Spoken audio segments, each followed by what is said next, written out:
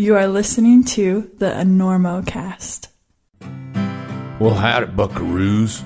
It's springtime, and them foals are kicking, and the sun's coming up earlier and earlier, which only means one thing. Your dawn patrol's gonna have to start earlier, too.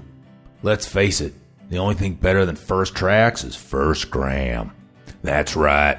Your sick shit should be the first thing them losers that stayed up all night binge watching Stranger Things, despite the fact that it's lost most of the cachet of the first season, see on the morning Instagram feed. Damn, they'll think. Sending V3 at 4 a.m.? That is sick. Well, Black Diamond has everything you need for a proper dawn patrol mission. Headlamps to light the hallway as you sneak out. The perfect layering system to peel when you start to get as moist as a newborn lamb. They got ski gear for skiers who aren't over it yet, and climbing gear for overstoked climbers like us. And even bouldering pads, because truth is, morning Mountain Dew sounds great if you want to punch your hand through a car window, but it sucks for actual pebble wrestling. So let Black Diamond support your morning mania and that inevitable drop in productivity by 1 p.m., because they literally make every damn thing a climber needs, except the caffeine. Wake up and head over to blackdiamondequipment.com or your favorite local shop for all the gear you need on your next dawn patrol. And you know, Black Diamond loves this damn podcast. The high-flying monsters of Sportiva Rock Shoe lineup return this weekend to your local crag for the Enormocast Back to Spring Monster Sending Season.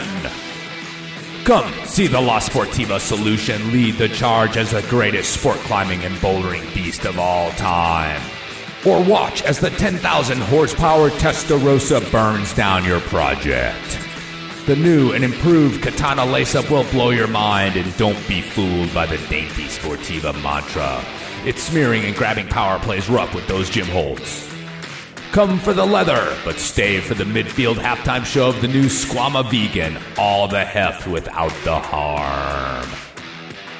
Sportiva has it all, from jamming to smearing to edging to hooking. This Sunday and every Sunday from here to eternity. Get your feet in any of these fueled-up, high-octane climbing shoes at Sportiva.com or your favorite local shop. And crush your project!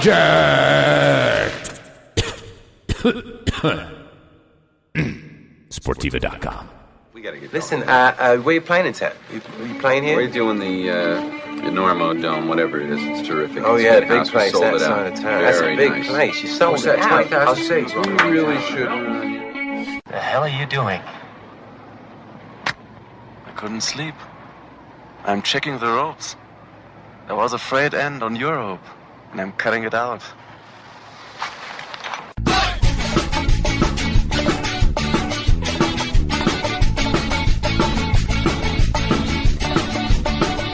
Bad weather. No, later, anytime. Today's show is brought to you by Black Diamond Equipment, La Sportiva, and with support from Maxim Ropes. Maxim has been keeping the Enormocast off the deck since 2012. And don't forget our charter sponsor, Bonfire Coffee. Go to bonfirecoffee.com and enter Enormo at checkout for a discount on great coffee and to support the Enormocast. And now back to the show.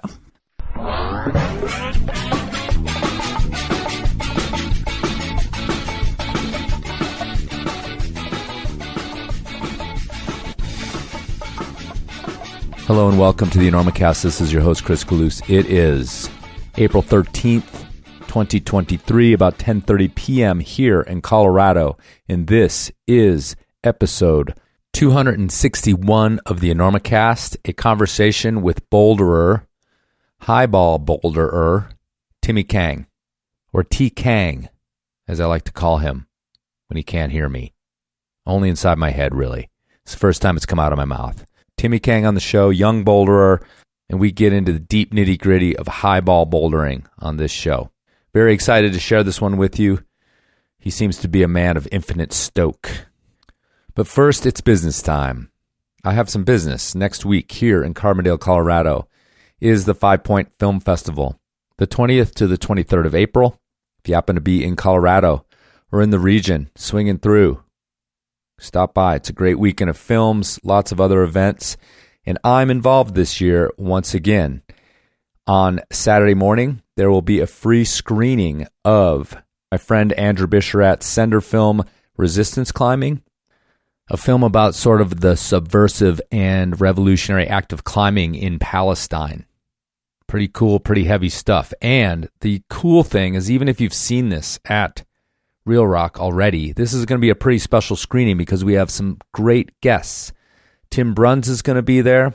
He's the guy that started Bolton Roots in Palestine, started a gym there, kind of helped create a local scene.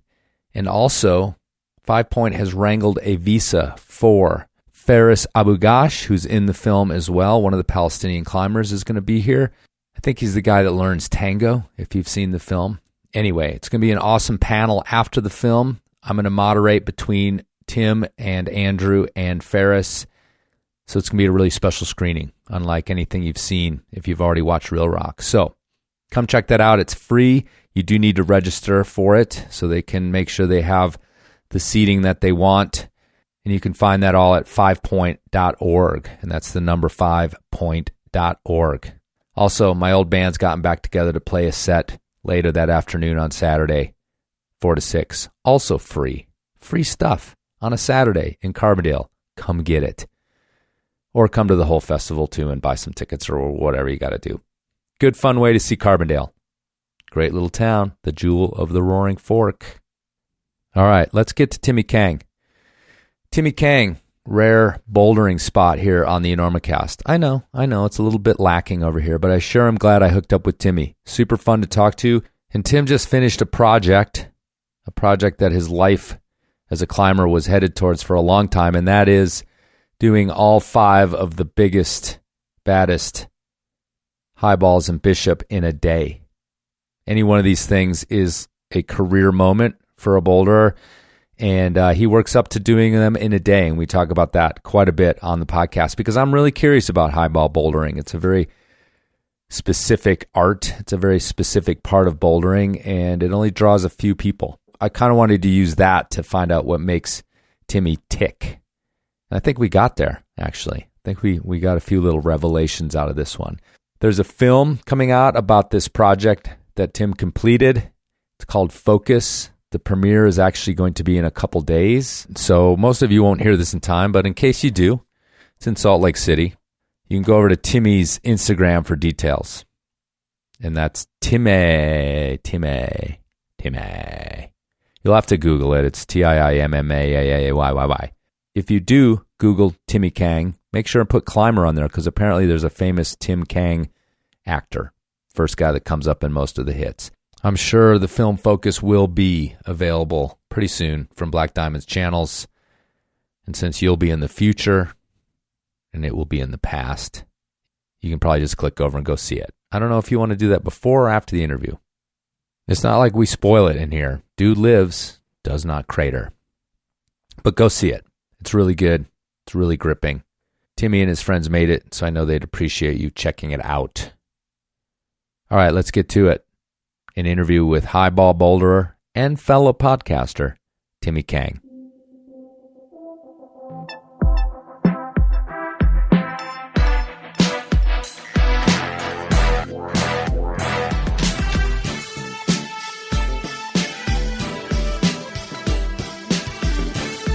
I have a notoriously weak background in bouldering, partially because I suck at it. I'm fully willing to admit that. But, I just sort of skipped it.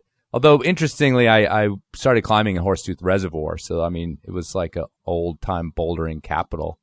Damn. But, yeah. I bouldered. But we didn't have pads. Literally, the culture it was that long ago. It's so different. Yeah. People nowadays are just boulderers, they don't do any other form of climbing. They're just boulderers, So it's a completely different culture. And I definitely get it. But one of the things we're really here to talk about is highballing, actually. I just assume, not bury the lead and cut right to it. Because I have a lot of questions about it, and that's where we're going to get a little elementary for, the hardcore bouldering scene. But it's a fascinating discipline in bouldering. It's probably one that as much puts its foot into, roped climbing as kind of any of the other disciplines within bouldering. When you've looked at these old routes and the grit and some of this stuff, they practically were what you guys now would consider highballs, this sort of bouldering on a rope, don't fall kind of mentality. So let's just talk about you as someone who's attracted to that side of the sport. We've got this film coming out that's where you send 5 of the biggest, most notorious highballs in Bishop in a day, but that was the culmination of a fascination you must have began a long time ago. So can we talk a little bit about that? Yeah, I mean, so I started climbing in 2012, 23 now, so it's been almost 11 years since I've been climbing. And I went to Bishop my very first trip, outdoor climbing pretty much anywhere. Went to like a local rock in the Bay Area, which is where I grew up. But Bishop was the first place I went to with my whole climbing team at Planet Granite. My coach was there. There's a bunch of strong, stoked people who've been going to Bishop for a long time. And that was my first experience seeing boulders. And I was just blown away how tall these boulders were. And there was a history to them, a really big history, and just seeing a lot of pictures in magazines. And I was just drawn towards it. Started asking my coach a lot of questions, and he started to kind of see that I was asking questions about highball specifically. I think towards the end of that first trip, which was about 2 weeks long, I kind of just asked him, I was like, would you be supportive if I had like done this? And he's like, Timmy, like I'm supportive of whatever you want to do, but not on the trip that I'm supervising you on. Right, exactly. Yeah.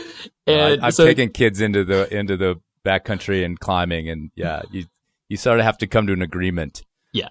That this is a little bit different than just you out screwing around by yourself. Yeah. Yeah, exactly. And I was like 13, 14 years old. And now I understand. I'm like, I would never take anyone, and even though I understand it, and if I'd watched them do all the prep, I would never be comfortable putting the pads down and being like, all right, you got this. Yeah, I'd watch from afar and be like, yeah, good luck, in the future. And I kind of just respected that mentality for somebody else watching. And then that's kind of when I started, I think when I was 16, I started going to Bishop by myself, with my friends, but started driving myself. So I was like, okay, no supervision. I'll just figure out what I want to do. My mom also started climbing right when I started climbing.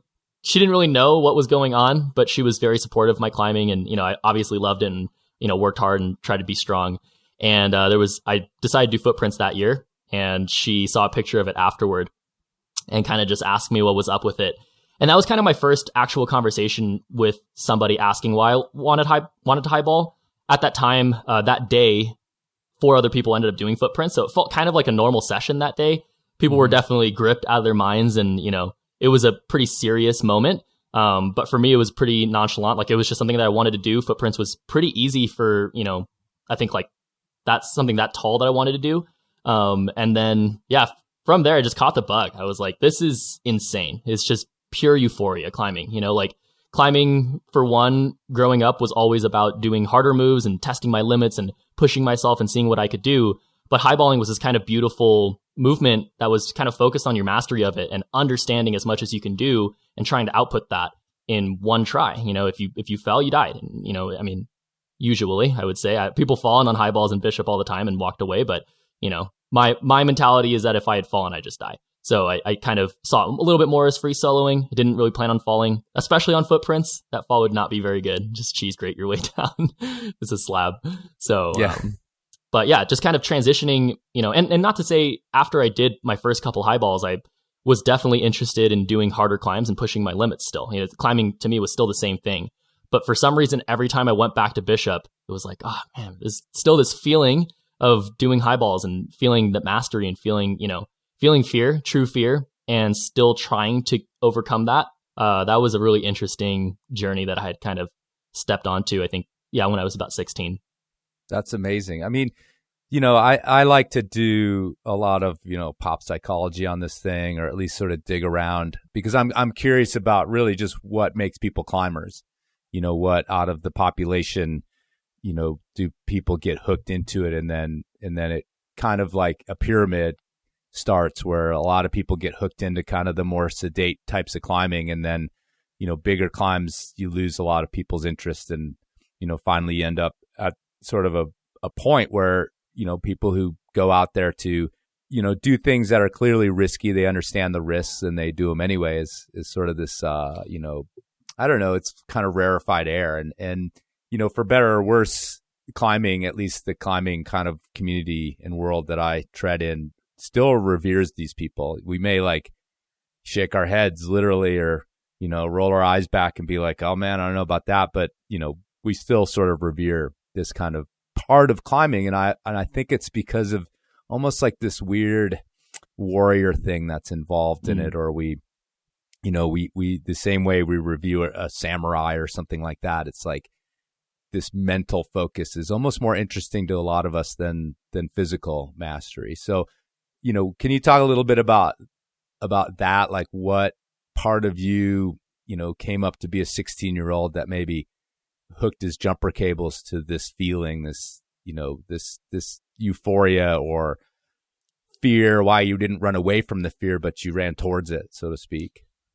Man, that's an interesting question. That's definitely an interesting reflection for myself as well. And because I had an interesting trajectory of life as well. I moved around a lot as a kid. My parents, you know, divorced, you know, had the usual, I had to figure out life kind of actively. I moved around basically every year of my school life until I was in third grade. And then from there, I still moved around a lot when I moved to the Bay Area because my mom was kind of looking for a place to live and we were broke and, you know, had to struggle.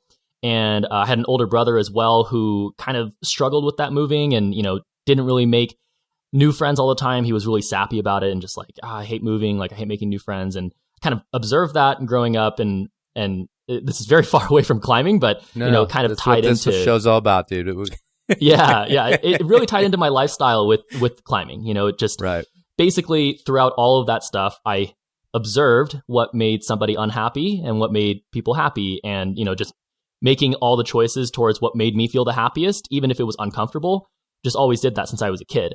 So when I started climbing, and I played other sports growing up, but I started climbing when I was 13, luckily found it. You know, I got into, when I was like 10 or 11, I started getting into skateboarding and like parkour stuff, and then I found climbing. I was like, okay, climbing is what I'm going to do for the rest of my life. And like, I was just getting into high school. I was pretty smart as a middle schooler. I was in advanced classes and whatever. I was playing basketball. I made the freshman year team. And then nothing mattered anymore when I started climbing. Climbing was the place that I found expression and, you know, a place to challenge myself and to seek discomfort and just always go for it. It was like that day one climbing.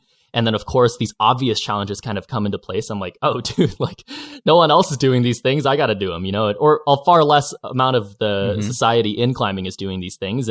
But it's such an obvious challenge to rise up to, you know, and you can make a choice about it. It's not so much like competition where you sign up for the competition and then you're told to do this dyno and you're like, I don't really want to do that. No, you got to do the dyno, right? That's kind of a hard mentality as well. Sure. And I like doing that as well. I'm a competitive rock climber. That's what I've dedicated a lot of my last decade to. But then also on top of that, at the end of the season, at the end of the year, I go to Bishop and I do the other side of that where I'm allowed to make choices towards the climbs that I want to do. And I just ask myself over and over again, what's the appropriate challenge here? What's going to make me uncomfortable in the ways that I want to do, you know, climbing? And what was interesting too is when I started doing my first highballs, I got a lot more of the people who texted me, DM me on Instagram, just like, you're an idiot. Like, don't do more than this. Like, you know, you're going to die, all this stuff. And as I got better and better, as I got stronger, as I was doing like harder things, like it was basically when I started doing Ambrosia and then Too Big to Flail, people were like, wow, like you're impressive, versus, you know, the language started to change towards what people notice. And that was just interesting for me to see. And I kind of crave proving people wrong in a sort of way as well, you know, and it just, I went through high school, was doing all the climbing stuff. And right when I was doing footprints, I actually was flunking out of high school, and I was flunking out of high school basically starting freshman year. At the end of freshman year, I was just getting F's and D's and C's, and I didn't have any good grades. And, you know, my mom didn't know about all of it because I was hiding my grades a lot. And basically by the time I got to junior year, I had my entire 3 years of high school, my GPA was about like 1.1, so horrendously bad. And then in senior year, I had so many failed credits that I wasn't going to graduate in time. And I had to talk with my counselors, and they were like, well, you know, you're going to have to come back and take summer school and go back to school like after your senior year. I was like, I'm not doing that. So I went to a bunch of schools. Long story short, I ended up getting my GED because that's something I was allowed to do. I didn't really know that. And then I got my GED and basically stopped going to school. And then I started route setting. I started coaching at the gym. So I've been coaching since I was 17 as well. And then that kind of I kept internalizing what I wanted to be as a climber and what I wanted climbing to show me and what I wanted to, you know, be a part of every day for the rest of my life. And I would keep going back to Bishop, and that's where I would find my answers, to be honest. I would go and compete and, you know, struggle like everybody else who competes unless you win. And, and I still love competing. I still love, discovering the mind and the mentality there. But I honestly just kept finding myself going back to Bishop and finding the answers of why I liked climbing. And I just kept pushing myself there. And all the things in my life kind of led to that. And I actually had one other thing that had a big, profound impact in my life. So one Bishop trip, my mom happened to be in Korea for a couple of months and just left me and my brother home alone. And I just learned how to drive, because previously I was driving with my friend who was older than me. So it was okay to drive when I was 16. But then when I was 17, my mom went to Korea and I was driving by myself. Ended up going to Bishop by myself for the weekend, and two of my friends joined. It took us 16 hours to drive there because all the passes were closed. So I just drove basically straight for 16 hours. And that was my first time driving that long. And then we showed up to Bishop, climbed that day, basically didn't sleep, climbed that day. And I wanted to get home by the end of the weekend. So I drove back that night and I crashed. I fell asleep on the road, drove on the other side of the highway, and it was like 1 a.m. So no one was on the roads, luckily. And I've skid my car all the way. Luckily, it didn't flip or anything. I was driving like 80 miles an hour and I just hit a pole on the side of the road. Car skid sideways, landed in a bush. And basically, I felt like I should have died that moment. So everything else from that moment, I was like, okay, let's just take life a little bit more seriously. Let's live with purpose. And, every day means something. And every little thing that I risk my life for means something a little bit extra, doesn't it? And so even something like driving, it, became a little bit more meaningful. Just think about it more. And I drive a lot nowadays. I drive, a lot long drives constantly. And so I think a lot about that stuff and just like wanting to make my life something that I am proud of and something that I, go for. And if I died, any of the times I did any of the highballs, it would have been worth it. It was fine. Like that. I was okay doing that, because otherwise I would have died as a 17-year-old driving on 395 anyway, So, God, it's interesting. It's like, I just had this metaphor in my head about waking up, right? Like you literally woke up because your car skidded off the road and you were sleeping. But, I don't know, as kids, we can live so sort of instinctually and like moment to moment, not caring about the future, the past, all these sorts of things. And it feels like maybe that was like part of the deal. Like, it was somebody picked you up and slapped you and we're like, yeah, like exactly. What are you up to, bro? Like kind of exactly. thing, That's exactly what I felt like. Right. And I had to reflect on that moment so many times. It's like, oh man, make decisions throughout my life and whatever happens, it's just, I got to look back and be like, well, if I just got in the car and crashed tomorrow, would I be okay with the decision I made today? And, whether it was choices towards bad things or choices towards good things, and going for the choices that are good things way more, and going for them fully. And that was a huge turning point in my life. And ever since then, I was highballing a lot. Yeah, it's contrary, I suppose, in some ways. But I think within climbing, we accept those risks as being, as long as there's something that are on the table that we're aware of and we're making a conscious choice towards them. I don't think any climbers can fault that kind of awareness of what you're doing, and so many accidents and people, end up tragically killed because they didn't understand what they were doing really. And, so I think we respect that. Again, a sort of wide-eyed, I know what's up, I know what's going on here kind of a thing. But yeah, it's pretty interesting. I wondered about that kid, Ray. There's one little flash in the, in the film. There's like a little flash of you as a kid, like you're sitting there with your hood all up and stuff. Oh yeah. It's at least the cut I saw, right? Yeah. It's just for a second. And the reason I do this show is, it's more about you, the person, than it is always about the climbing, right? As everybody listens knows. And Ray, when I saw that, I was like,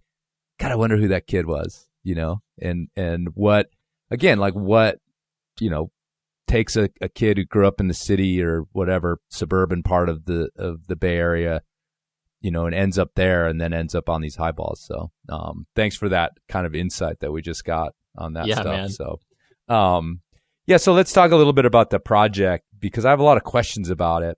This idea of doing these 5 routes in a day, any one of them kind of, would be sort of a lifetime tick for even a really good boulderer to play this game that you're playing with these highballs. So yeah, let's talk about the genesis of that and what and why, but let's just do like why or when it came to you and what it meant.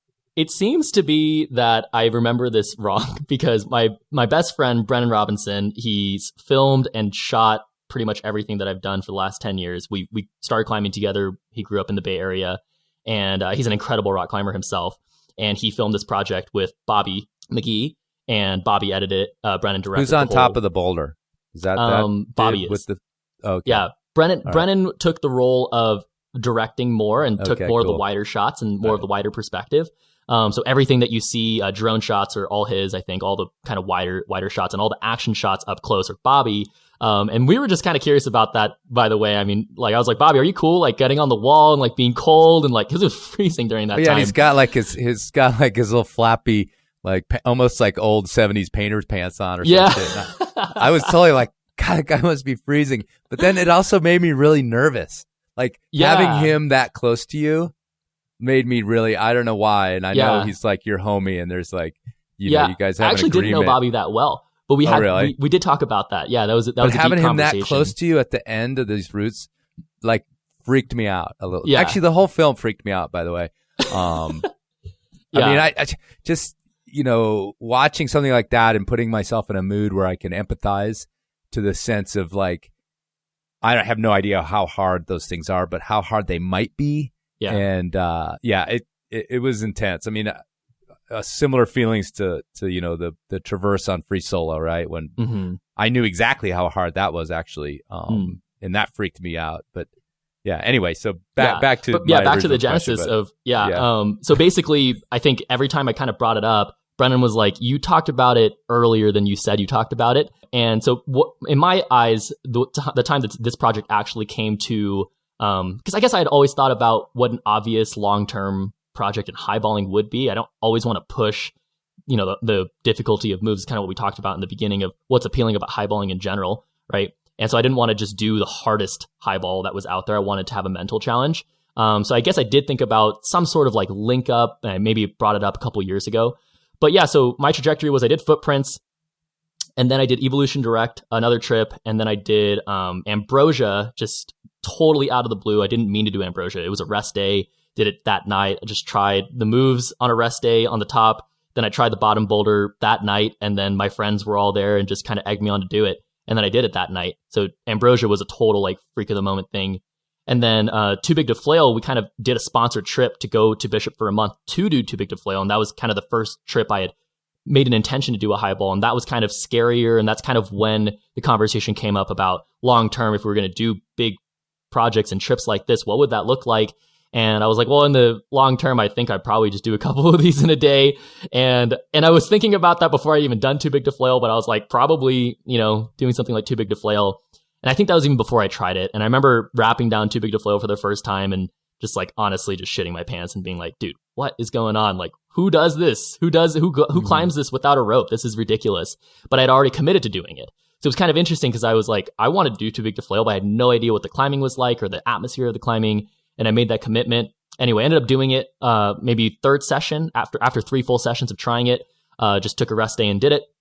And then after that trip, I was like, all right, let's just like slow down for a minute and see what is next. Because Too Big to Flail was the big highball test piece in Bishop. And it still is probably the big highball test piece. There's harder test pieces there. But that's probably the most insecure, the most insane feeling, the most exposed highball you're ever going to get, to be honest.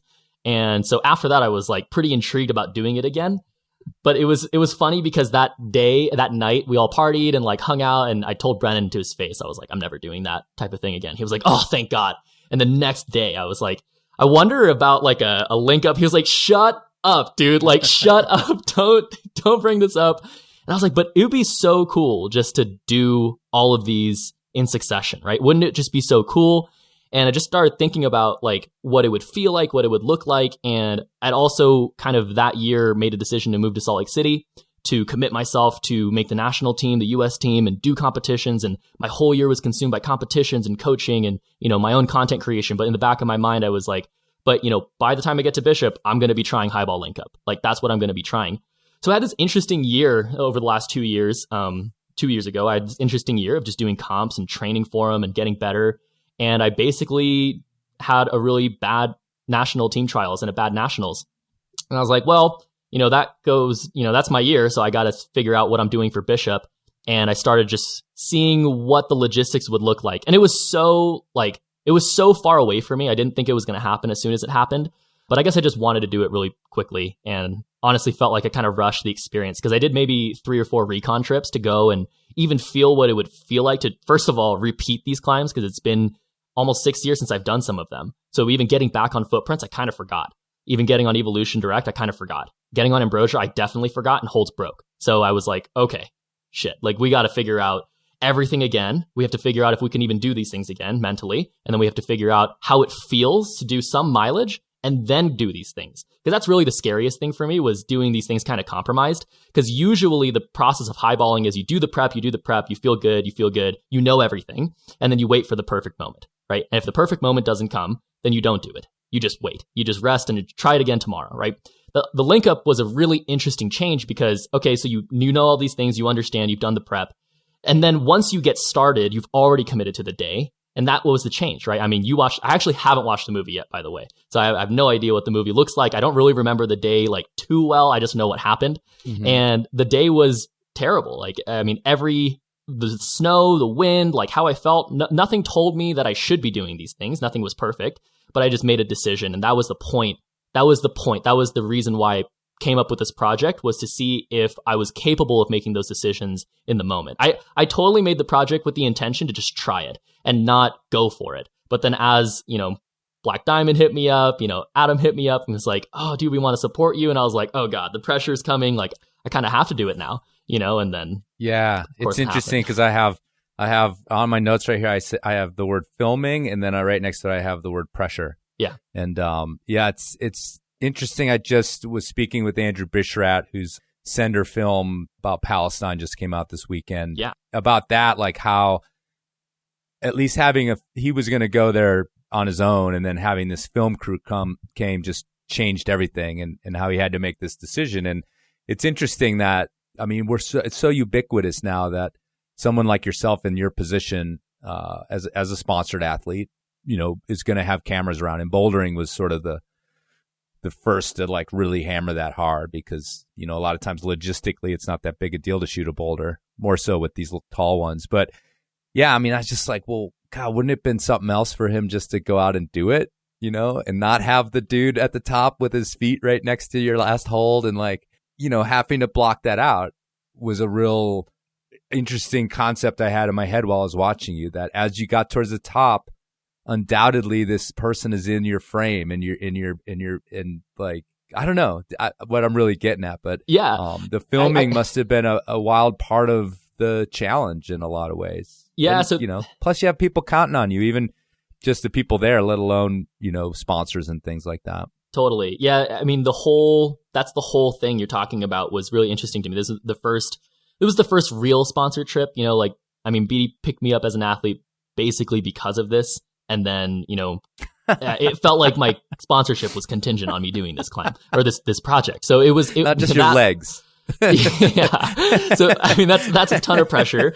But then also my friend doesn't want to watch me fall. Brennan's watched me do almost all of these things, and, he's filming it, and I know he doesn't want to watch me fall. I know these guys don't necessarily understand the difficulty or the insecurity or the feeling of feeling insecure. They've never really watched big falls. So no one really knows, and a big thing for me was, doing these things by myself on a regular trip would have been way nicer and way more fun, way more just, for me. But climbing isn't necessarily about that. Bouldering, at least, is a community vibe. Everyone drives off of each other and, is fueled by each other. And when we do our best, everybody else is fueled even better. And that was an interesting concept I had in my head where, of course, it would have been better to do it by myself, or hidden cameras, or just like stationed cameras or whatever, how Honnold did Free Solo and Freerider. And by the way, that's just totally a different endeavor. It's a totally different intensity. And with the highballing, because I'm used to doing that with my friends, I wanted to keep it that way. And I had a lot of conversations with them, even, conversations when I was talking with the people at Black Diamond, they were like, who's going to film with you? Are you okay with that? Is that comfortable? And I was like, yeah, I want my friends there. I just want my friends there. So we made a very specific trip. I actually, by the way, was not supposed to do it the day I did it. I was not supposed to do it that week. I was supposed to do it in January. I did it December 5th, I think. And the intention that trip was to go and do a bunch of test mileage, just to get on the rope, set it all up, and do some mock days where we did like, kind of pretend mileage and seeing like how it may feel, and then take the rope off in January. The problem was that the weather was really good and the vibes were awesome. So I, brought my friends Zach Gala, Chris Kosser, and then some other homies. My girlfriend ended up flying out that weekend when I was going to do it. But at first it was just a super chill group of my friends, and a couple of them, it was their first times in Bishop. And Chris ended up doing a bunch of highballs himself for the first trip. He did footprints. That was his first highball ever. And just seeing his face, like I was up there, I did footprints as a warm-up lap one of the days, and seeing his face doing it, I was like, holy cow, that's like so real. It's so authentic. He's scared. He's having fun. He's focused. Like just watching somebody else do it kind of inspired me to be like, well, these are my friends. I want to do it now. I want to do it. Like the weather's great. I don't feel ready necessarily, but like this is why I wanted to do it. So when we started talking that week, I was like, hey guys, like, so Bobby and Brennan were talking about shots, and I was like, well, let's talk about like the day, because I think I want the day to happen. I kind of just sat them down. I was like, I kind of want to do it this trip. Are you guys all cool if we stay a little bit longer, extend the trip, just book the Airbnb longer? And we were all there for 1 week, and I was like, maybe we just extend a couple days longer and just try to get it done. Like, there's a short weather window. Maybe we can do it. Looked really good. And they were like, okay. And then I was like, I want Bobby like on these shots, because Brennan was like, where do you want all these? Because this is where the cameras can be. This is where we can do it. And I was like, well, what if Bobby was like right in front of me, like right there? And they were like, are you sure? Like, is that okay? Right. I was like, I kind of want that direct intensity. I wanted him right next to me just to make it seem more real and just have my friends actually there with me. And the intensity was there because I felt in control. I felt like I was going to do it. And if something went wrong, that's okay. I'm already okay with something going wrong, but I'm going for it. And I wanted to feel supported going for it. So I kind of wanted Bobby. I kind of told Bobby where to be in a lot of these spots where I think that the best angles would have looked to show my actual perspective, because in the end, you can't have my perspective, but there's camera angles that can show you much better perspectives. And that was kind of my hope. But like I said, I haven't watched the movie, so I have no idea. You could have worn a helmet with a GoPro on it. I know, I could have. I kind of thought about that too. I was like, body cam would have been sick. No, I'm joking. That'd be amazing. Like a big old, like, Ekron Rock Petzl helmet, like from some, from some guide class with a freaking, anyway, no. Yeah. But anyway, that's what kind of built up the atmosphere. But to kind of touch on pressure, that day was just the worst pressure I'd ever felt. But it wasn't pressure from the camera. It wasn't pressure from my friends anymore. It wasn't pressure from filming. It was just pressure from me wanting to do it.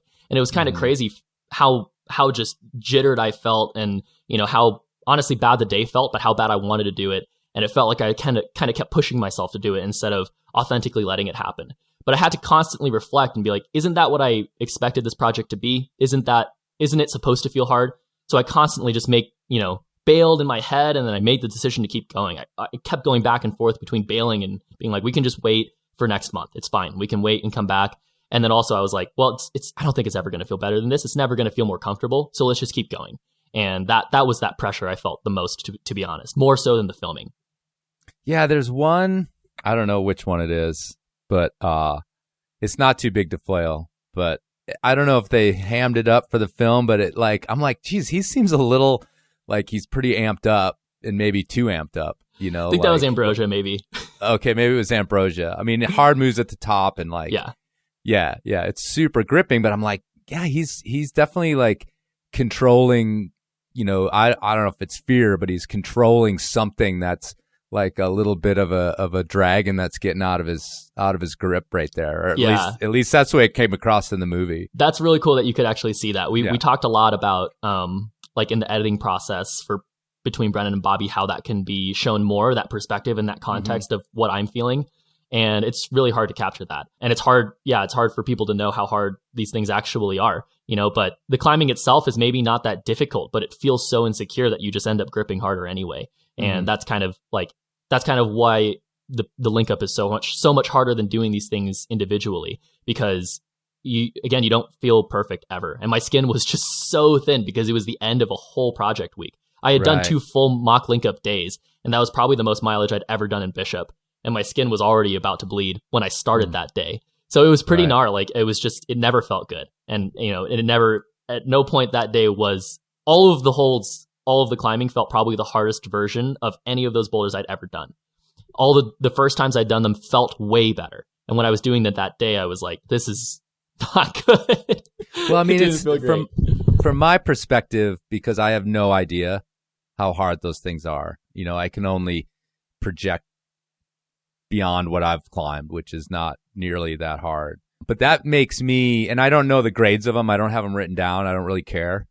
But to me, it's that mental thing of going again and again and again. And like the control or the loops that you're running in your head to try to keep that all going, or however it works, is it's intangible and like we'll never know. Like there's no way, you could write volumes on it and we still wouldn't understand. But it's so fun for me to try to grasp it and what it would be like to be under something that difficult, that gassed, and be like, I'm gonna still climb this thing. It's pretty fascinating. And I just, the one thing that's like, I won't say missing, but it's just not included in the film, is like I mean, I can only imagine what this crew of people around you were like trying to do.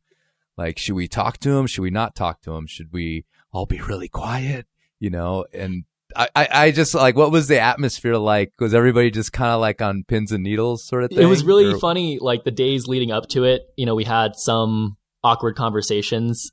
People were like, yeah, what do you want? And I was like, okay, so I've got some rules. I've got a couple of rules. So for one, I don't want to talk about how I feel that day. So It actually was a little bit awkward. That was my big one rule. How you feeling? Oh no, never mind. Sorry. Yeah, that question's messed up, right? Because like my answer, if I actually internalize that and start thinking about it, would end up being negative. I feel like shit. Right? It's not going to be positive, right? I would not want to say that, but in my mind, I'm trying to hype myself up and be like, nah, you feel good, you feel good, right? But then if my friends ask, I'm not going to lie to them. I'm going to give them an honest answer. So I'm like, don't ask me how I'm feeling. Do not ask me about the day, or unless I'm talking about it. If I'm like, yeah, it seems great. Like, oh, this seems messed up. Like, whatever it is, then, we can double on that. But do not ask me was, a big rule of mine. And the second rule I had, these are the only two rules. The second rule was, let's not celebrate. So from climb to climb, let's not celebrate. Let's not try to make each thing like its own thing. Let's try to make the whole day one thing. And I totally messed it up. Like after Ambrosia, I was so like, let's go, and I just was like, gosh, I made a rule with my friends. Like, they're probably super awkward right now. They have no idea what to do. And they told me that afterward. They're like, dude, you were cheering, but like none of us knew what to do. We also had a guy, a local named Pete Hens, who was there, and he was like supporting. He's always been there every year I've been in Bishop, and he ended up supporting that day and like came to Too Big to Flail, and he was hyped that day. He was like, yeah, and like he was the only guy cheering, and all my friends were like, shh, like, no, he doesn't want cheering. And I was like, that's all good, dude. Like, it was actually such a significant difference from what I anticipated the day to be to what the day ended up being. I was like, no, it's going to be full focus, like just, total chill vibes, but focus and, intensity, like whatever. And then I did Ambrosia, and I was like, thank God I just did Ambrosia. Like, thank God. I'm done. I'm committed to this one push, and I'm doing it once. And I did Too Big to Fail, same exact thing. Like, thank God I did it. Like, I'm not doing that thing again. Like, thank God. So I was just so relieved, and I allowed myself to live in those emotions of just being relieved and happy. And it helps so much to just feel to the next one, because I was just not stoked about going from one to the other. And I was like, well, at least let's just be relieved, and then we can keep going. But yeah, that was kind of the rules. And then everything honestly chilled out after Too Big to Flail. We were all hanging out and talking a little bit more, and it became better. Yeah, that's cool. I mean, I also enjoyed or appreciate the lack of like constant, ground banter in the film. And I don't know if that was something you chose aesthetically, or you just don't want to hear people screaming, Venga and come on and you got it, dude, and fuck yeah is the one that's like fuck yeah. Everybody's like yelling fuck yeah. I'm like, come on, you guys are trying to make art here.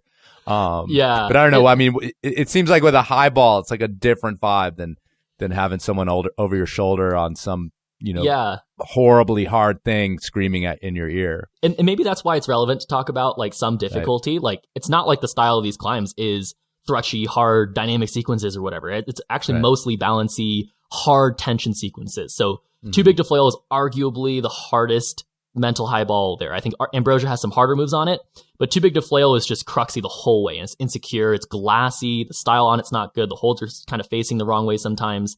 And I would call that entire climb about 13D. I couldn't give it a boulder grade. It's about 13D vert. So it's just that kind of insecure, full tension, like there's no rest. It's pretty short for a 13D vert rope route anyway. But it's so just like punchy and like tight the whole time. So it's not like you want that type of cheering anyway. You just want like, yeah, you got this, like you're chill, like it's good, just trust it. And there's so many sequences where it's all kind of just body position and balance. And there's two really specific sequences on that climb. The first one being on the bottom and the second one being about halfway, about 30 feet, where you kind of just trust. If I've had attempts where I feel really good and the feet just pick. And people have had feet pick on those movements. So like if your foot picks on that second one, you're just tumbling sideways at 30 feet to the ground. So that's the one sequence you don't want to fall on. And that's the one where you just need to be absolutely focused. And that's the type of sequence that's kind of interesting for that difficulty. And Ambrosia's the same way, where it's like maybe not, the bottom boulder problem on Ambrosia's V11, and then it kind of eases out for the rest of it. It's about 12 plus for the entire climb afterward. But those sequences aren't that physically difficult. They're just not fun to climb without a rope. It's not something that you feel good doing. So you kind of just want to get through it. And so again, it's not like come on would be appropriate as a cheer thing anyway. Like if you knew what you knew what the climbing was like, you'd just be like breathe, you got this, like chill out. But even then I didn't want that type of language because I knew what I was doing. Like I knew what the focus was. Yeah. No, I always joke that like someone's like has yelled at me like looking good, on something that I'm completely like flailing on, and I'm like, no, I'm not. Like, let's not lie to each other here. Like, I look terrible right now. I love it. Like, chill out, I mean, I know you're trying to encourage me, build me up, but let's just be honest. So that'd be kind of like, yeah, chill out now. You're like, yeah, I know. I've done this before. Thanks, though. Anyhow, I love it. I mean, it's, again, I'm like peering into this world that is a little bit opaque to me. But let me ask you a couple of questions about that. Sure. Again, these are dumb questions, but this is not a bouldering podcast. Actually, there is a bouldering podcast now. I think very bouldering specific, finally. But anyhow, the mechanics of it. So when you're talking about working it, I mean, this is kind of old head point style, right? You're rehearsing on a rope as you're talking about. I mean, take like Ambrosia. Like, how many times would you do something like that? So it kind of depended, this, I would have given you a different answer if you asked me before I had done the logistics, because the logistics changed in the moment a lot because, my anticipation for what I wanted to practice became very different as I was trying them. I actually ended up trying Ambrosia for that week on the last mock-up day. So I actually never even pulled on because it's so sharp. So if I had pulled onto Ambrosia on the bottom, the thing is that I'd already done all of these climbs before. So I knew it was possible. Like I knew I was going to do it, but it was more about like getting back into comfort and knowing what I was doing. So for something like footprints, that was really easy. You just go to the top, on the down climb, you wrap down. On your way down, you feel every hold, you look at every foothold. You try, for me, I just knew what all the sequences were roughly. So I was like, okay, I just got to find all the holds and then do it a couple of times. Something like that, I could probably go up from the lip to the top once and then just do the bottom boulder and then just probably go for it because I already know what I'm doing. And also it's pretty easy. And then the bottom boulder, the thing is also none of these climbs except Too Big to Flail, you couldn't do anything underneath the lip because they all kind of egg out. They're overhung and then they kind of get back to slab or vert. And because of that, you can't actually try the entire climb in one actual go on the rope. You couldn't do that on any of them. But that kind of sucked because that's the feeling I wanted to mimic before on the rope before I actually went for it. So that week, I actually ended up doing a lot of ropeless attempts. I did Evolution Direct ropeless. I did Footprints ropeless probably 4 or 5 times. I did the Side of Paradise ropeless. I just didn't do Too Big to Flail and Ambrosia ropeless because I just didn't want to risk it. Those are just too much of a gamble, I think. And so I did a lot of them ropeless a lot of times that week. And so I did Footprints a bunch, and then I went to Evolution, and I kind of just wanted to make sure I could do the bottom boulder really easily. And then I just wanted to do the top boulder just to like get it done. And again, those are just well below my potential bouldering grade. So as long as I knew I could do them, it wasn't about that perfection. Now, doing harder sequences towards the top, towards like 35, 40, 45 feet on Ambrosia and Too Big to Flail, it was really important that those were absolutely perfect. And I knew exactly what could go wrong. So I spent a lot of time like purposefully trying to overgrip on sections, step on my feet a little bit harder to see if they would slip, flex holds off the wall because Ambrosia breaks constantly. Like it literally broke a couple of weeks before I went onto it again. Like another crimp just broke off a little bit more. And that was the scariest thing. And I'll get to that. But basically when I got to Too Big to Flail, that was my longest time I spent trying it before I went for the send. So that trip that I did it 2 years before this project, I worked it for 3 days, and it took me 3 days to send it on the top rope, to actually send it on top rope. I couldn't send it for the first 2 days. And then I sent it on top rope. I did it 2 more times in a row that night. Then I took a rest day and I just did it the next day. So that's something a little bit more comfortable. I actually personally want it very fresh in my head. Like I want to just do the prep and get straight to sending. I don't want to let it kind of fester in my mind and come up with all of the possible bad situations, but kind of think about what all the good is and what do I focus on that can make it good. Again, this side of Paradise was really, really hard to work. You can do the top slab and then the crux is at 20 feet and you do this really, really hard dead point move to a vertical pinch. And that move is really hard to pull on the rope. The rope kind of pushes you away from the wall. For me, it's full span. So that was really hard to work. So I basically had to do that thing ground up to get the prep, which is kind of annoying. And then by the time I got to Ambrosia at the end of that week, again, I realized that a hold broke and then none of the chalk was on the wall. I kind of forgot what the best sequences were. So I actually had to do that one a couple more times. And again, my skin was really bad. I was really fatigued that day. So I was like, is this even going to feel the same as it's going to feel that day? Am I going to feel fresher? So I ended up changing it last minute. I didn't even try this, but last minute, I changed the order of the climbs because I thought Ambrosia was going to be a little bit too hard to do at the end of my order. I ended up doing Ambrosia second instead of fourth. So I was going to do it at the end of the day before Evolution Direct, but just trying it at the end of that Friday that I did on Monday. On that Friday, I was like, I don't think I could do this, at the fourth climb of the day. So last minute, I just, because I was trying it that day, I was like, I'm just going to change it to second. But yeah, the prep was totally different for that week than my first times trying them. But the basic approach is you do the boulder as much as you can because all of these high balls are really just boulders at the bottom, except Too Big to Flail. Too Big to Flail is more of a free solo than any of these other climbs. But for high balling approaches, you do the boulder, and as soon as you can do the boulder, you should just try the rest of it. And once you feel perfect on the rest of it, you can just link the two together. And then that's up to you. Honestly, I think anyone can do any of those high balls as long as they can do the moves, as long as they can do the whole climb. They should just be able to do it that first prep day and they just probably do it the next day. But most people probably just wait until they feel perfect. And I just don't do that. You mentioned falling, that in your head, you just tell yourself you're going to die. But do people fall off of these things? I mean, from high up? So there's a little bit of history, I think. And have you? The biggest fallen I've taken was on this side of Paradise. On my first ground up attempt, I fell on the crux move and I fell 20 feet and it was pretty chill. And I haven't fallen anything above that. And I haven't taken any worse falls. Right. So that was a really controlled fall also. If you fall at 20 feet and you land anything but on your feet, you could probably break something or like twist something or knock your head and get a concussion or something. Like it can be pretty bad. But people have taken bigger falls than that. So on Too Big to Flail, I know a guy who broke his leg falling on that crux move that I was talking about. And is trying it right now. His rope was the one that I was using that week. And this other guy, Nick Milhausen, who sent Too Big to Flail, the try before he sent it fell on that crux move as well, happened to land on his feet and walked away, which is pretty mind-blowing. His fall looked insane. And then another year, he actually fell on Ambrosia because he was trying to do it ground up, which is no prep. So he's not allowing himself to feel all the moves. He's trying to do it ground up. He fell on the top because it's a non-down climbable section at the top, but it's very insecure if you don't know what you're doing. And he tried to down climb, fell, I think, probably 40 feet and broke his back and was out for like a year. That's pretty much as bad of falls that I've seen in highballing and Bishop. People have taken a lot of like pretty bad diggers on the top out of Evolution Direct. But again, that's about 20 feet and you can control that fall. And people are kind of more prepped for it. But I've heard of pretty bad free solo falls and pretty bad highball falls. But I have personally never taken a bad fall. Right.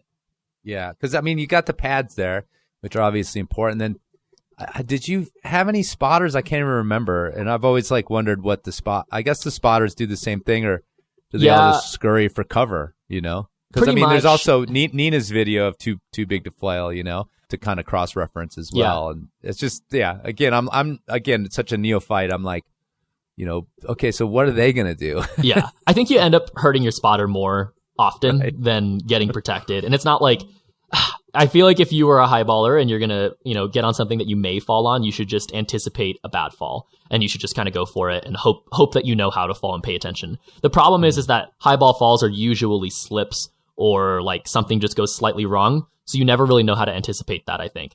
Sure. But if, as opposed to trying a boulder move that, you're kind of jumping to and then you fall and you're like, okay, cool, I can fall and I know I'm about to fall. But highballing falls are like, with a lot of tension, I think, usually. So that creates bad falls. So, thinking about this and going back to the fact that you're not like backer out there on a lonely desert mission, free soloing or whatever, you're involving your friends, you're involving this crew. And, I was thinking about like, well, you are sort of putting this responsibility on them, this possibility that they are going to be the one that's, holding your C-spine and 911ing and like dealing, or like maybe you're bleeding all over the place. It's like, is that a thought you have, or you're just, is it just one of those things where that's what friendship means in this world?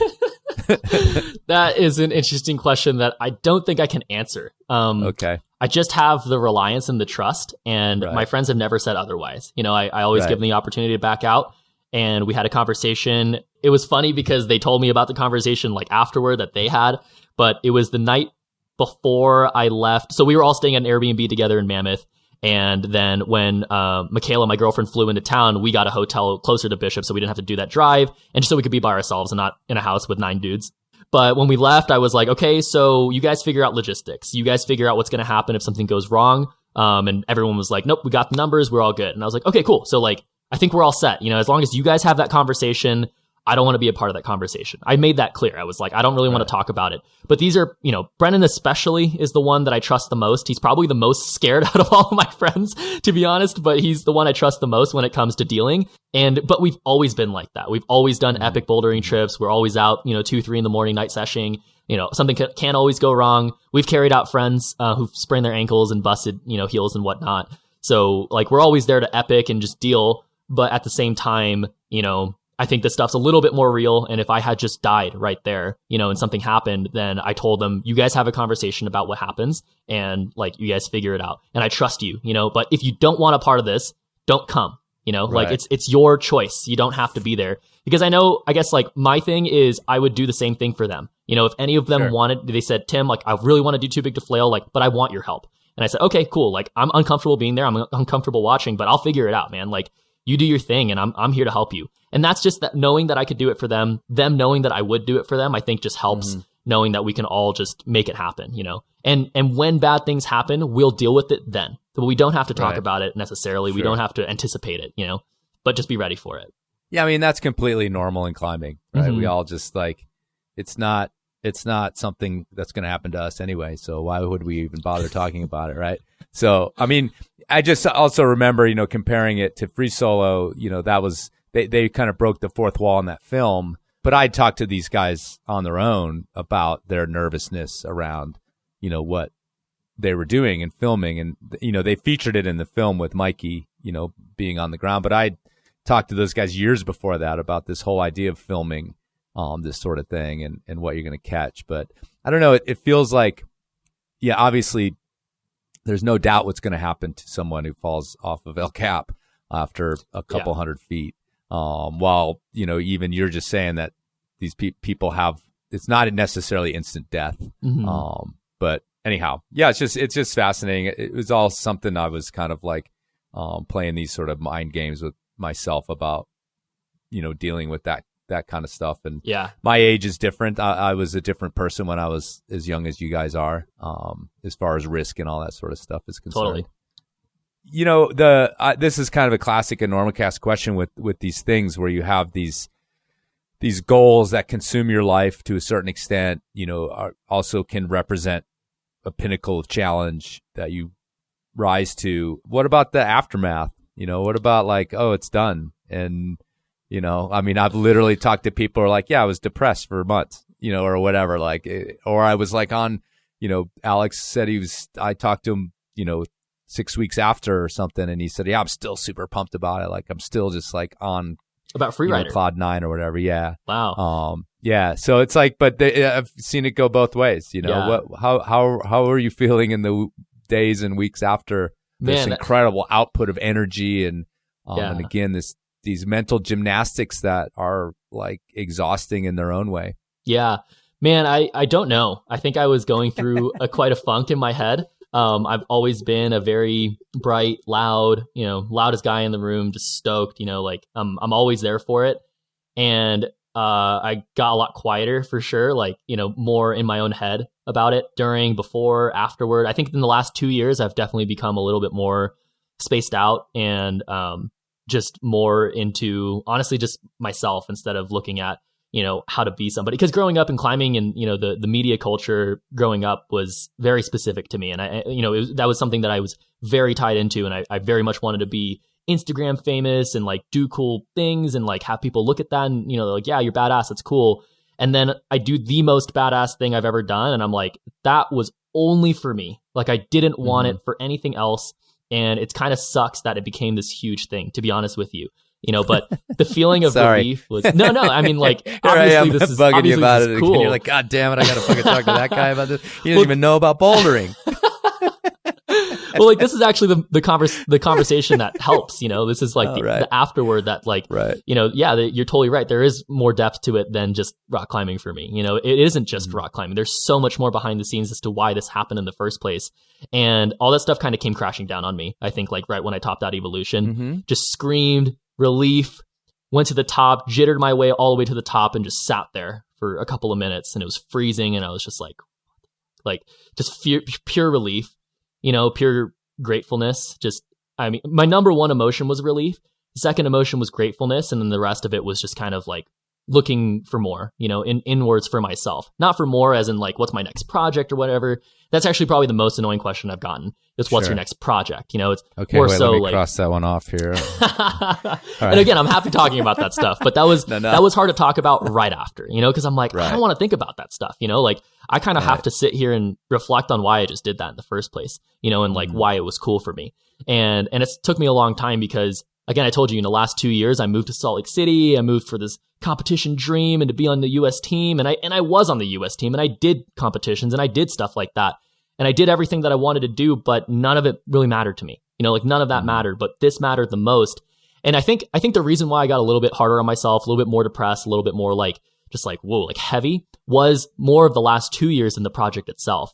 My lifestyle and what I applied my lifestyle towards. And I don't have any regrets or anything in that way, but it definitely wasn't the most meaningful thing to me to live my life in the last 2 years like I did. And this was the most meaningful thing to me. And just seeing this, experiencing it with my friends, having my friends experience what they experienced and doing it all together, that was meaningful to me. That was everything. And I put so much weight and energy and importance on all these other things when this is the most important thing. So it took me a really long time to like even talk about climbing again in a comfortable way. I actually got really emotional every time I did an interview or a podcast after. I'm so glad we waited 3 months after to do this, because the first month after doing it, I mean, I went on holiday trips, went to my girlfriend's family and stuff. We hung out, no climbing. Like I didn't climb more than 3 times for a month after the Bishop project.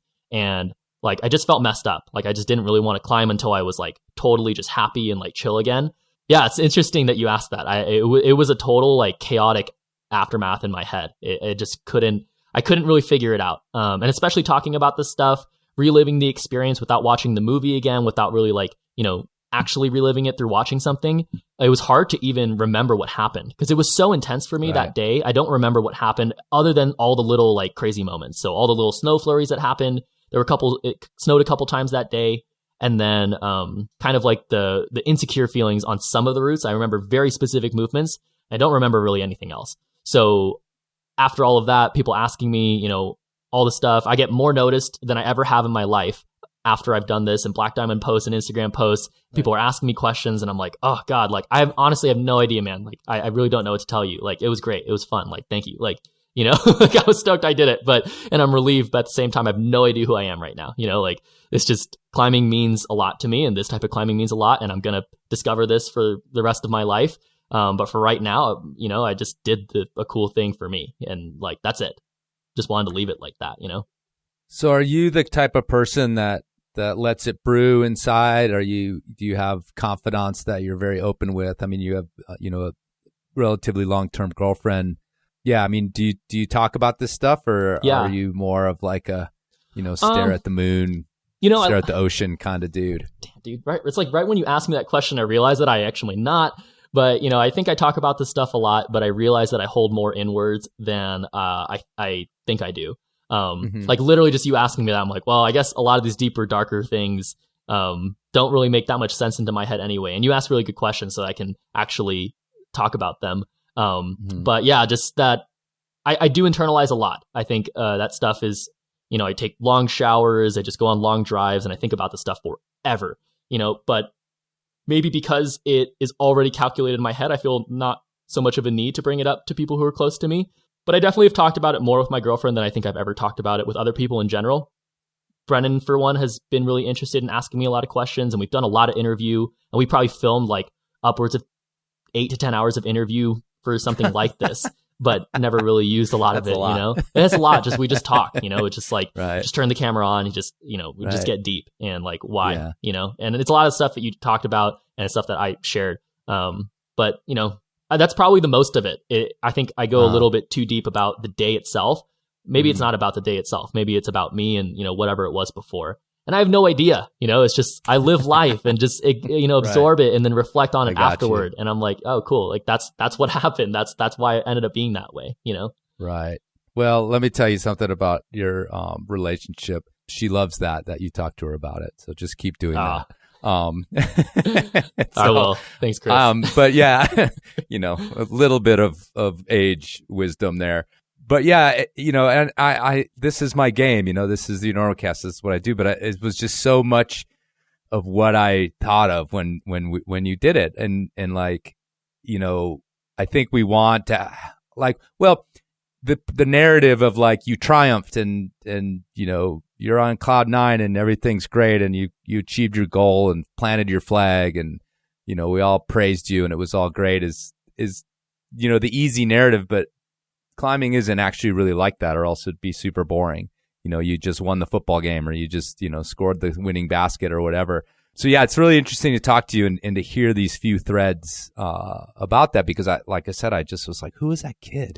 Like, why did he do that? Like, why, you know, it's just so cool. And, you know, you talked a little bit about your mom climbing and having that moment when you climbed, I think, footprints or whatever, under like getting a little glimpse of what that meant.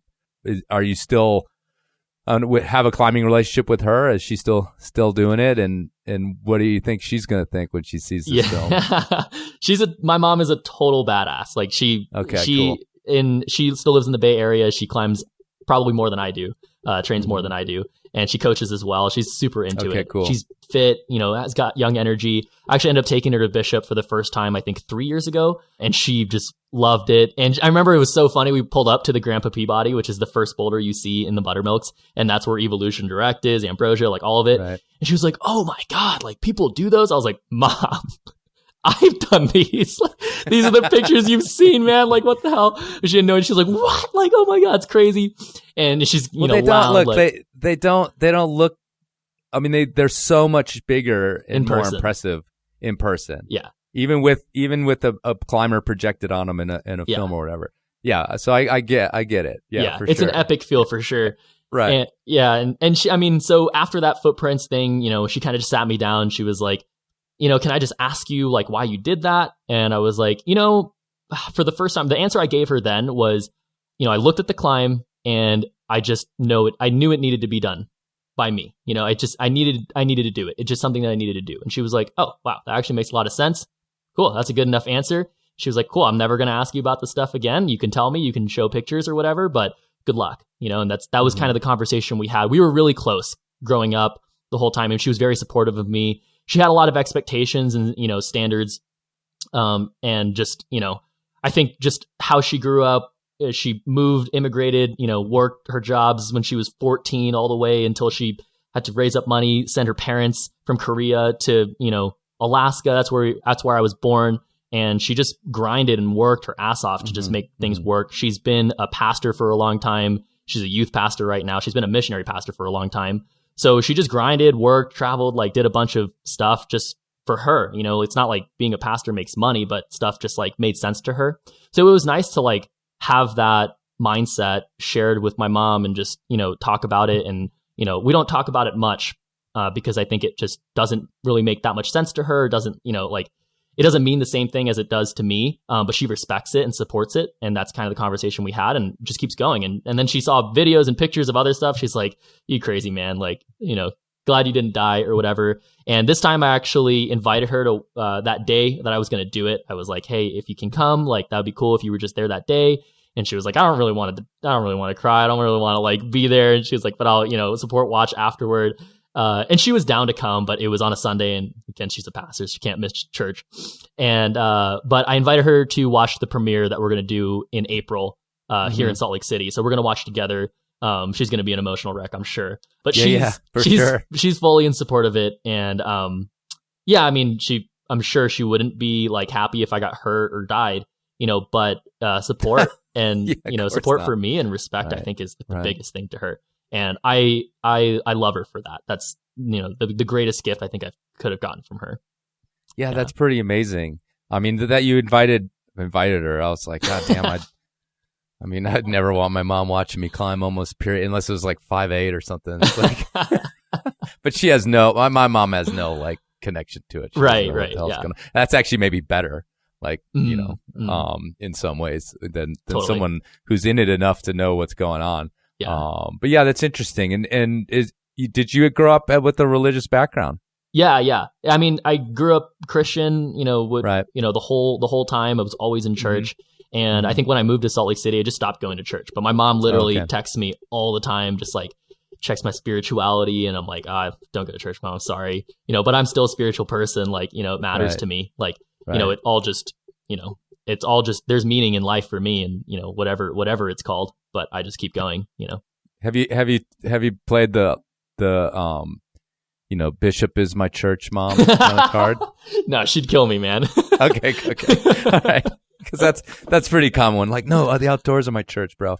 Yeah. So, okay, better, I guess. I've actually told her like multiple times. Right. I'm like, Bishop is where I feel the most connected to my, if this is my understanding of it, this is where I feel the most spiritual. I feel the happiest and the most in tune with myself, and like that's where it makes the most sense. So maybe I'm not going to church all the time, but I'm going somewhere that I work on it. Right. Somewhere I can think about it and reflect on it. And that's what matters, isn't it? Like going to church every day, if I'm not focused on it or care about it, is way worse than going one place a year if I think about it a lot there, You got a shout out in the previous, Drunken Taps edition for having like jumped into 514 by doing a 14D or CD or I don't know. We won't quibble over it, but it was really hard. You skipped 14A and jumped past that. But, obviously it just reminds me that this is not your only thing, in climbing, and you're a competition climber. And, you came to rifle and crushed. And, so yeah, tell me a little bit about your other interests and goals in climbing, with a rope on or are you still competing? What's going on outside of this very, specific realm of this project that we've been talking about for a long time? So literally in the last week, I made a decision to pull out of every USAC comp this year. So I'm not going to go for nationals or team trials or whatever. Team trials just happened. I didn't do it. Mm-hmm. And specifically to train. So in the last 2 or 3 years, I feel like I haven't really had a serious amount of time that let myself train. Competing is so brutal. You never get a window of time where you can actually develop yourself as a climber. You're just performing, right? And climbing is an interesting sport anyway, where it's performance based. We always go to the gym, we perform. We try to send routes, we try to send boulders. We go outside, we just perform, right? But we're never really working on ourselves consistently as much as we are performing. And because I'm a coach, I try to pay attention to coaching and climbing development in that way, develop, apply, and perform in that order. And so for me personally, I'm always performing and I can't mimic the things that I coach. So I wanted to just do that. So I'm taking a step back this year, doing a lot of training, and going to start trying harder routes. Really want to start trying stuff like Jumbo Love or just maybe harder than that and just go around, explore hard execution, just same as Bad Girls Club, to be honest, and hard boulders as well. So just kind of pushing my possible capacity and seeing how hard I can climb, and just doing that for a good while, but also wanted to spend some more specific time establishing. I've just done a lot of repeating, and even this one project that I've done, the one offering in Bishop, is a repeat of a bunch of boulders that have already been done. And there's actually one highball project that I wanted to do in Bishop that we were supposed to go starting tomorrow, actually go back to Bishop, but it snowed out like crazy, so I won't be able to go. But that would probably be like my one FA in Bishop. But I wanted to go establish, just go check out other areas, go highball a lot, and just check out, what highballing feels like in other places, because I just haven't done it other than in Bishop. Mm-hmm. It's just a place that I trust my climbing a lot more and just feel like I understand that. But other than that, creating media, man, I care a lot about, this behind the scenes stuff, just like you do. Instruction for me is huge in climbing, and creating a place to provide instruction for climbers. It's not that common that instruction exists in climbing. Most people don't go to climbing gyms and actually learn how to rock climb. So, providing online content, easily accessed content for people to learn how to rock climb is something that I'm interested in creating over the next couple of years as well. But in the meantime of developing myself and performing as well, of course.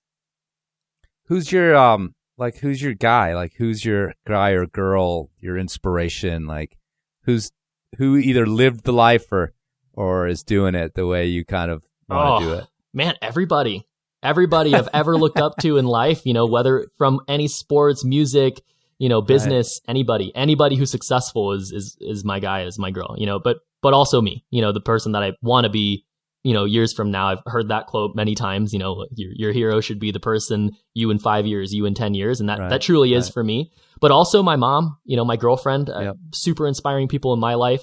And the guy that I work on our company with, Test Piece, is this guy named Josh Horsley, who I met when I climbed about V3, maybe V2. And we've been in touch ever since for the last 10 years. And we started a company together. It's what I coach on. It's what I podcast on. Him and I podcast every week. And it's where we try to just create free instruction for people. It's just, try to dig deep on climbing and just, provide some insight and perspective from, people who are doing it at a high level. So that's something that I've been interested in for a really long time and will be interested in for a long time. Well, I was thinking too about, influence, and, you're a sponsored climber now, which means you're going to have more influence. Well, at least, you've been probably sponsored to a certain extent, but this is probably a level up to be on the BD team, and you've got a coaching program. And so I wanted to talk a little bit about that, but it's funny because I was, when the free solo thing came out, and, I'm comparing this film you've made to free solo. It's like probably a silly comparison, but it's a free solo. So we're talking about kind of that mental game of how to climb like that. And everybody was like, well, this is going to encourage everyone to go and climb El Cap, which was absurd. And as climbers, we knew that was just like absurd. Yeah. Like, oh yeah, there's going to be like bros lining up at the base of the free rider or the free blast to solo El Cap. No, it's not going to happen. But in a lot of ways, I feel like that actually could, these sort of highball things, there's such this, I don't know, there's sort of this, you mentioned like how tight the community is, how like community is so important to bouldering. And I think that, there is a lot of that. Like, I got psyched because I watched this video and I saw this thing. And you're in this, I think this generation, too, that it's all about like getting amped up, watching videos all night long and stuff like that. So, what would you say to that 13-year-old kid that's like in Bishop for the first time and is just like got his jaw open and you know what he's thinking? Yeah. Obviously you're not going to crush his dreams, but what do you say? Well, so I've thought about that a lot. I've been coaching since I was 17, so I feel like I've been a leadership figure since then. But even before that, with a lot of my friends, I felt like a leadership figure because I was kind of front heading all the training and all the trips and stuff. And stuff just made sense to me in that way. I just wanted to go forward and, everyone followed, and that's just how it worked. And so now influence is definitely different. Like the stuff that you do has more association to who you are. And that became kind of interesting to me to be like, well, highballing isn't who I am. It's just how I express the things that make sense to me. That's kind of the advice that I give is like, well, what's important is work ethic and focus and going for something that you care about and caring about something. And for me, highballing is what that is. So if highballing is that for you, which for most people it's not, I guarantee you, the vast majority of people who've pulled onto a highball are like, nope, not for me. Instantly, right? Like instantly you're like, nope, not for me. And for me, it was right away. It was exactly what I wanted to do. I was scared right away, but it was exactly what I wanted to do. And I think as long as you pay attention, you're aware of what matters to you, and you keep doubling down on that over and over and over again, you just keep doing it, then you're going to be successful. That's how you define your own success. So yeah, to young kids, and I coach a lot of younger kids, and not super younger kids nowadays, but I coach one younger kid. And we talk about stuff like that, and I talk to their parents, like, whatever it is. And I'm sure their parents look at me like, they're like, idiots coaching my kid, but like, he's strong and experienced, like, but so he's helpful, but also like, I don't want him to influence or whatever. And it's nice to have conversations with parents too, who have like a totally different perspective and just share exactly what I just said. Like, it matters to me, that's what matters to me. And I want to do it, but I don't expect, and if it happens to be that way, then that's dope. That's awesome. It matters to them, and like, that's cool. And what's interesting is looking back at it. Yeah, I'm by far the youngest highballer that's doing it, at a high level right now. There are people who are doing it regularly are much older than me. And I'm not young by any means anymore. There's people in climbing who are super strong at like 16 years old who are just breaking, records and doing whatever, sending V16 or winning World Cups at like 16 years old. And so those guys can go out and do crazy stunts outside. I just don't think that many of the young ones are going to do it. I know one younger guy who's like getting into highballing and is doing pretty hard stuff, but he's got a great head on his shoulders and, pays attention and is just aware and loves it, and that's the only important thing. And if anything, I would just maybe even like be in Bishop. If I saw somebody else doing it, just like want to have a conversation with them. I'm just interested. I'm just like you. I'm interested why people do it the way they do it anyway, because I don't think my approach to highballing is the same as anyone else's approach either. Right. Like we do the same thing, but it's a different behind the scenes. It's a different brain, it's a different soul. Yeah. It just made me think about when you were talking about how younger kids don't want to do it. Like the crash, the freaking car crash, man. Yeah. Like for sure. That, like all of a sudden I was like, oh yeah, but he grew up, like he smashed his innocence or whatever you want to say. I mean, if you want to go like literary, right? Yeah, man. You saw it, you saw death, you saw the end, you saw like the possibilities. And so it's that's really a key thing that, back to the beginning of the podcast. You're right. Like it changed, maybe you would have seen it later or something like that, or some of these, I don't know. It's literal it's value, the words value and success and failure changed after that day. All of that changed, for the rest of my life. And it was meaningful to me more and more every day. I thought about those words, value and success and failure, like why would I do something, and what does it mean, to other people, success and failure, and what does it mean to me? And those were, as long as I defined those and clarified them to myself and lived every day like that, then anything would work out, So highballing worked out.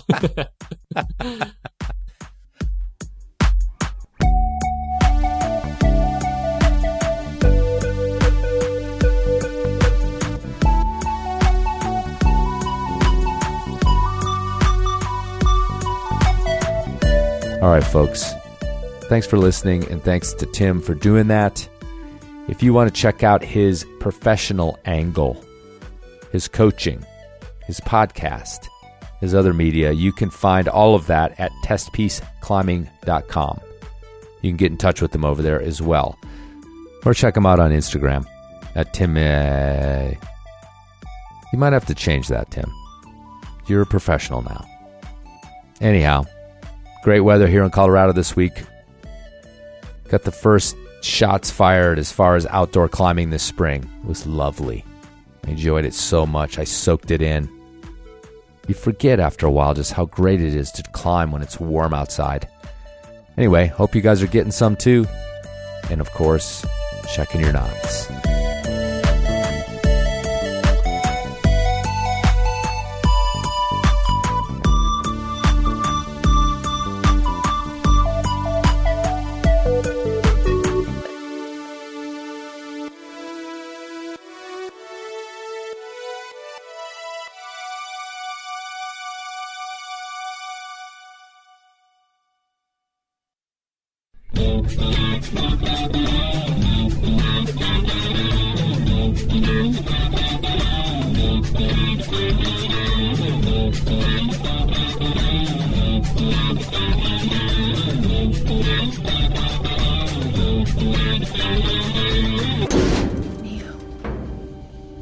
I'm not afraid anymore.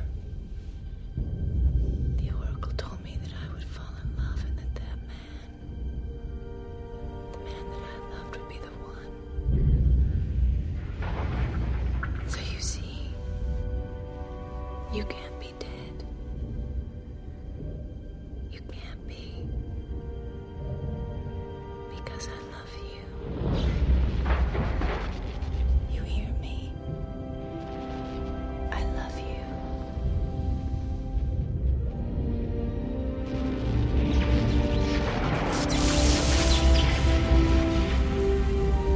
How? He is the one.